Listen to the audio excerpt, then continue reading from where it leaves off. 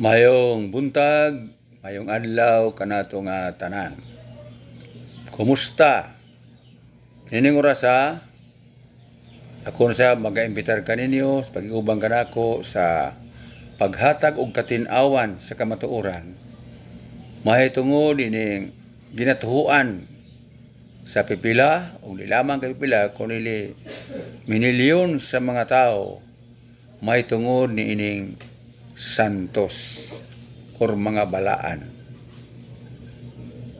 Ang pagkasantos importante kayo ni nga atong hisgutan sa rason tungod kay kung di nato kayo masabtan posible nga masayop kita sa atong pagtuo, sa atong pagbangagpas o pagkunakuna.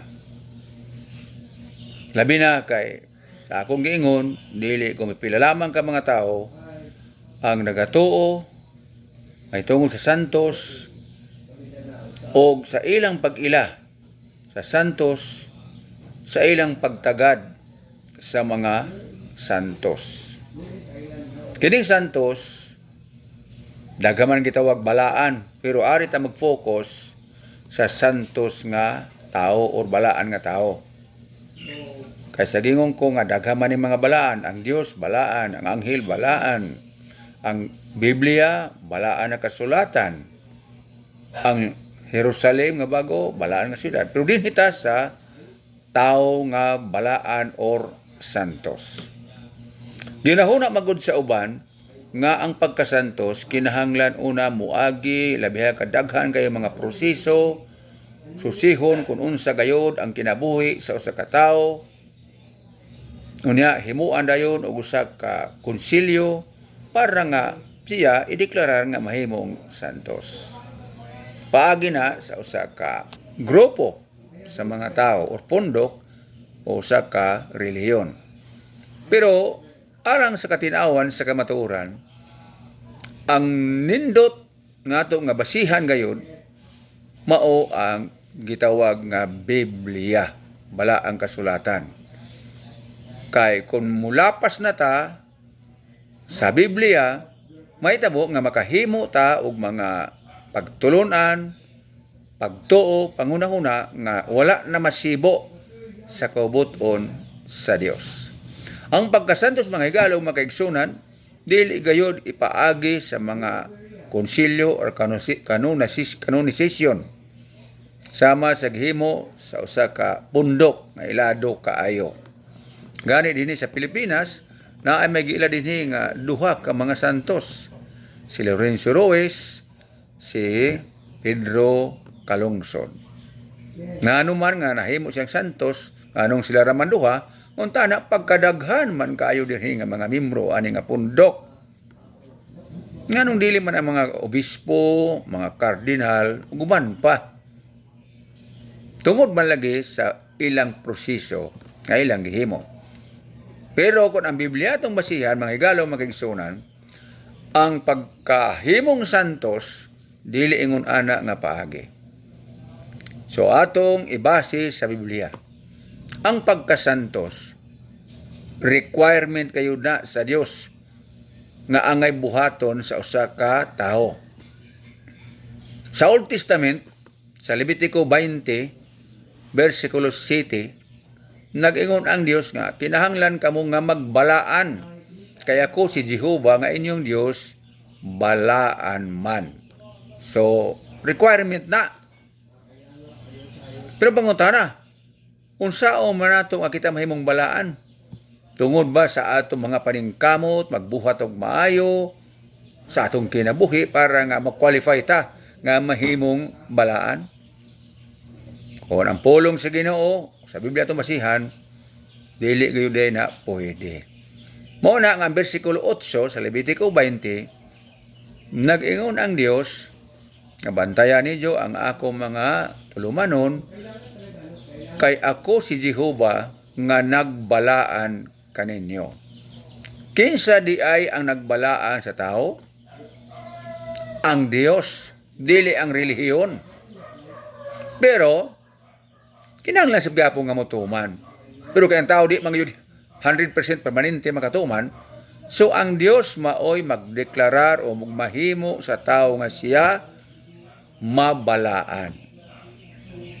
Ang pangutana, unsaon man sa Ginoo nga ang tao aron mahimong balaan, kay iya man gusto nga ang tao mahimong balaan nga sama siya nga Dios nga iyang magbubuhat sa tao nga balaan usab. So, arin nata sa baong tugon kay mas nindot sa baong tugon. Naya ang paagi sa Dios. Para nga ang tao mahimong balaan kay gusto man siya kita ang mga tao mahimong balaan. Ang tao kay di man lagi makahimo bisag unsaon niyang paningkamot, ang Dios daghan siyag paagi. Unsa may iyang paagi? Sa Roma kapitulo 15 bersikulo 16 mabasa nga gisulat ni Pablo nga ang mga Kristohanon sa Roma nahimong balaan pinaagi sa balaan nga espiritu. Saan sa paagi? Sa Holy Spirit. Dili sa ilang mga maayong binuhatan. Dugang pa sa buhat 26:18 nakasulat nga si Ginoong Hesus nag-ingon nga nabalaan sila tungod sa ilang pagsalig kanako. Unsa daw ang tao mabalaan kung mosalig ka kang Kristo. Moinungdan nga ang sulat po ni Pablo sa unang Korinto kapitulo 6 9 ngadto sa 11. Iyang kay pasabot nga dunay mga tao nga dili angay sa gingarian sa Dios, dili makasulod sa gingarian sa Dios tungod kay sila labihang kadaotan, mga kawatan, mga mananapaw, magsimbag Diyos, mga mamumuno, ugunya mga sama ni karong gitawag nato mga bayot, mga tumboy. Namato pa niya kini di gyud makasulod sa gingarian sa Dios apan ato pa niya, ang uban kaninyo kaniadto sama ni ana. Kanaging una na Kristohano na nga taga Korinto. Mauna kamo kaniadto, mga mananapaw kamo, mga bayot kamo unsa kandiha.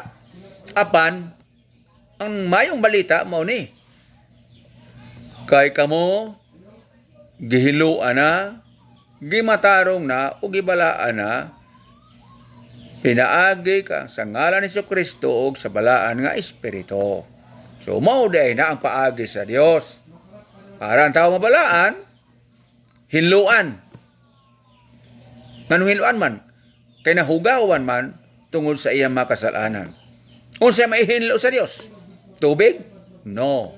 Sa unang Juan 1:7, mabasa nato nga ang dugo ni Kristo naghinlo sa tanang kasalanan. Mao na si Kristo namatay dito sa cross para ang dugo maula aron nga mahinloan ang tao. Humaniya na paghinlo ang tao nga makasala, hugaw, nahinlo na. O kay nahinlo naman, namatarong na. Kunya, nabalaan na siya. Sa ito pa, na-meet na niya ang requirement o gustuhan sa Ginoo nga ang tao mahimong balaan. Nagpasabot, ang Dios gihapon maoy naghimog mga paagi nga parang tao mahimong santos or balaan. Di ba tinaw? Nang karon kining mga balaan na ay nangamatay na. Sama to mga apostoles, mga propeta, nangamatay naman to. Uban pa nga mga tao nga nagalagad sa Ginoo nga gibalaan sa Dios. Kadto sila pahulay na. Pero gawas ni ana na ay mga tao nga buhi nga santos or balaan. Tingali mingon ka muna na abadi ay Madalisa na ang uban na kinsa magkana ang Santo Papa kay Santo God. Gawas ana wala na tingali dili na kon tinuod. Kay sa Biblia bisag buhi pakaw basta ka ikaw nahinluan na gimatarong na balaan na kaw atubangan sa Dios pinaagi kang Kristo og sa Holy Spirit.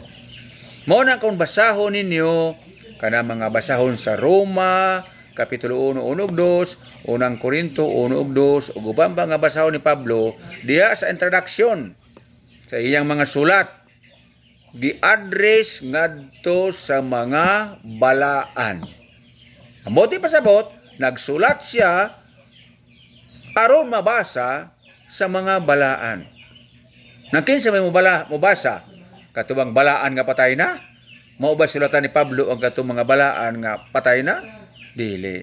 Mga buhi.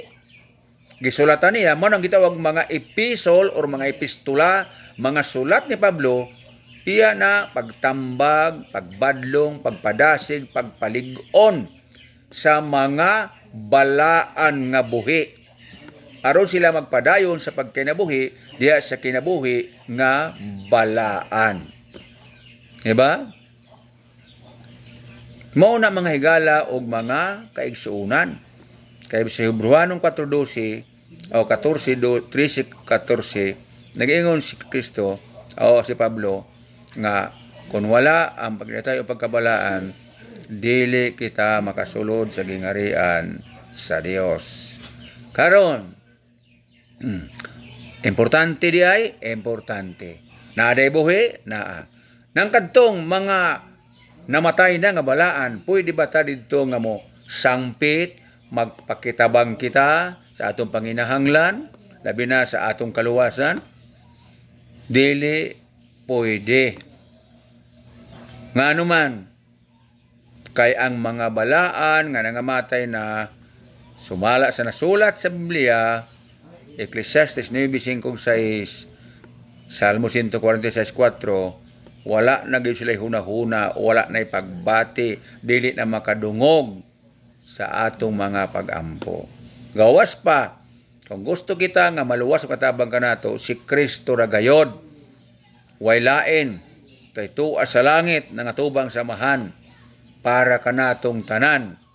Hebrewanon 4:15-16 ug Hebrewanon 9:24. Si Kristo among pataliwala nato unang Timoteo 2:5 ngadto sa Dios o sa mga tao. Ang mga buhi nga balaan pwede kay makaduol pa man sa ila. Makapangayo patagtabang, tambag unsa atong pangayon, makatabang ng buhi nga balaan. Namangutan na kamo sa ako, ikaw Brother Lisa nga nagsulti karon. Makaangkon ba kang balaan? Aw, makaangkon ako nga balaan kay gibalaan man ako sa Ginoo, dili tungod sa akong pagkamaayo. Kay dili ako magpwede magpasigarbo. Pero nganong moangkon ako, kay ako gituan nga ako gihinluan na sa dugo ni Kristo, iyan akong gimatarong, iyan akong balaan. Dili sa akong paningkamot. Dili na kon mauna. Kini mga balaan nga buhi, nuhangyo sab gani sila nga pwede nato silang iampo. Dili kay laong na kita rin mo duol ngadto sa mga balaan nga buhi para nga matabangan ta nila. Sila usab naghangyo nga iampo nato sila. Sa ato ba puli-puli di ay. Moingon kamo tinuga na. Mabasahan ninyo kanang ikaduhang Tesalonica Kapitulo 3, versikulo 1 ug 2. Kang Pablo man sulat. Ang sulat ni Pablo diha, naghangyo siya sa mga tumutuo sa Tesalonica nga iampo sila. Kinsa sila ha? Si Pablo ngayang kauban sa pagsangyaw sa mayong balita. Iampo sila para mutulin ang ilang pagsangyaw sa mayong balita, mukaylap ba? Ug unya, malikay sila sa mga tao nga mga dautan. Kay dili malagitan ng tao maayo. Asa basa ganina? Kaduhang Tesalonica Kapitulo 3 versikulo 1 ug 2. Muna gyud na ako ni lagi sa Hebrewanong 13:14, importante ang pagkabalaan. So mo na mga higala magigsunan nga ato ning masabtan para nga matin-awan ta ngayong ana di ay. Klaro na. So ang mga balaan karon, mga base maging gatan. Nga matay na balaan karon brad, makatabang man nato kay tuwa makaros langit. Wala pa. Kay kung pananita ang mga balaan karon nga nangamatay tuwa na sa langit, kinsa may mabalikan ni Kristo dinhi? Kung ikamatay sa tao nga matarong or balaan diretso sa langit. Natuwa naman sa langit.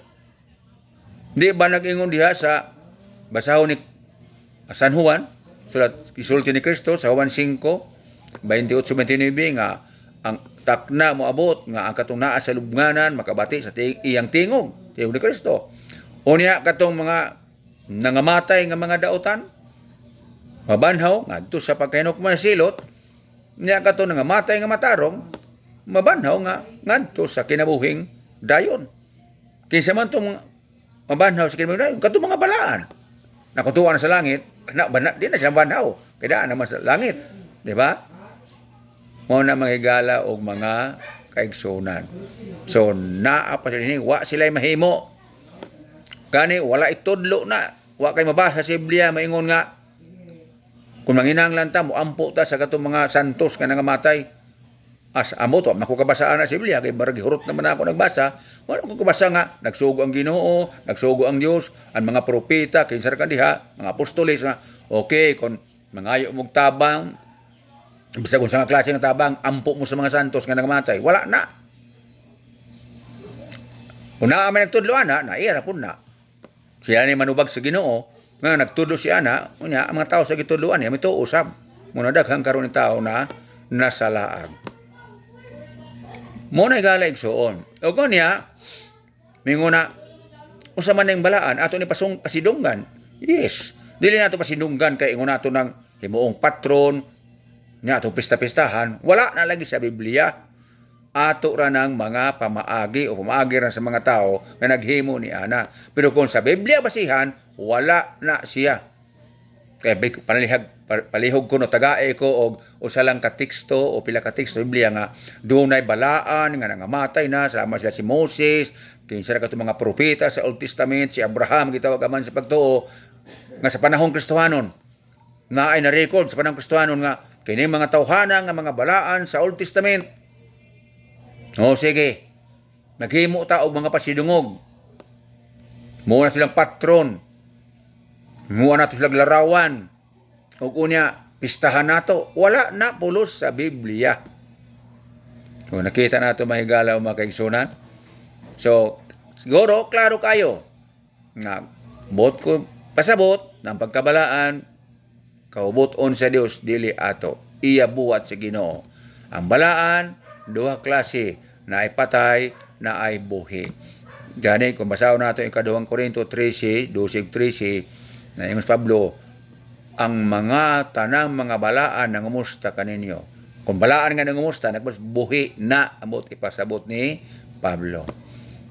Mao na kaming mga Seventh Day Adventist membro sa SDA, mao na ang among pagtuo. Base o nakasukad sa Biblia. Dili sa gitudlo sa among mga leader, mga pastor, evangelista o sargandiha, kundi sumala sa nakasulat sa Biblia. Kung manguntahan na kamo mutuo ba kamo og muila ba kamo og Santo Papa? Kami mo ilaman kami nga na Santo Papa sa ubang nga pundok. Kay ilaman na ay ani sa kay mutuo nga na ilaman na. Pero kumingon nga kamo idyo ng dawaton, alhay na pud na istorya. Mutuo kami nga naay giilang na nila nga Santo Papa. Pero kumingon kamo nga kaming mga Adventista, muuyon ba mo nga kana sila Santo Papa gyud na dili na milhay na namo. Pero mutuo mi nga Santo Papa kay na may lang gideklarar. Pero kaming mga Adventista, labi na ako'y giilang nga Santo Papa. Pinakasahi, pinakamaayo nga Santo Papa. Munta na siguro mo, kinsa man na siya. Tuntua sa langit. Ang atong amahan nga langit nun, atong gubuhat. Ang gitawag ni Kristo, akong amahan. Munta na siguro mo, tinuod ba na? Mabasa ba na? Na ang amahan nato, Santo Papa. Juan Kapitulo 17, 11. Balik ko na ako. Juan Kapitulo 17, 11. Si Kristo nga nagampo na siya amahan nga balaan. Ito ba? Balaan nga amahan. Sa English, Holy Father. Ang Santo Papa, Santo balaan. Papa, amahan. Greek papas, Papa. Santo Papa. Padre, Father. Sa kinatsila. Santo Pader or balaan nga amahan. Naami gituhuan na labi na ako gituhuan. Mo bitaw nga magampo kami amahan namo nga balaan o di Santo Papa. Katuwa sa langit. Lahi sa uban nga gituhuan.